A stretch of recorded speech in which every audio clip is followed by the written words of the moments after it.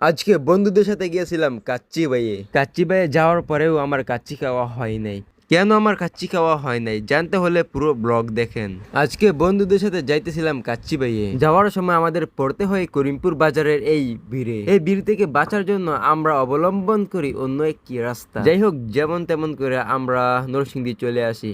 নরসিংদী আসার পর আমার বন্ধুরা বলতেছে এখান থেকে নাকি তারা স্টেশন যাবে, যেখানে আমি এই প্রথমবার আসলাম। জেলা আমার নরসিংদী হলেও আমি এই প্রথমবার আসলাম। এরপর এখান থেকে তারা আবার যায় সরকারি কলেজে। এখানে অনেকক্ষণ ঘোরাঘুরি করার পরে নামাজের সময় হলে নামাজ পড়ে আর বেশি দেরি না করে চলে যায় কাচ্চি ভাইয়ে। ওইখানে নামাজের কথা বললাম আপনাদেরকে একটা মেসেজ দেওয়ার কারণে, যে আপনি ঘুরতে যান, বেড়াইতে যান, খাইতে যান, যেখানে যান আপনার মনের নিয়ত থাকলে আপনি নামাজ পড়তে পারবেন। মনে রাখবেন, আগে নামাজ পরে সমাজ, পরে দুনিয়া, পরে সবকিছু, আগে নামাজ। আমরা কাচ্চিবে আসার পর ফ্রেশ হয়ে মেনু দেখতে থাকি। আমার বন্ধুরা তো তাদের খাবার পাইয়া যায়, কিন্তু আমি আমার খাবার পাই না, কারণ কাচ্চি নাকি খাসির মাংস দিয়ে রান্না করা হয়, আর আমি খাসির মাংস খাই না।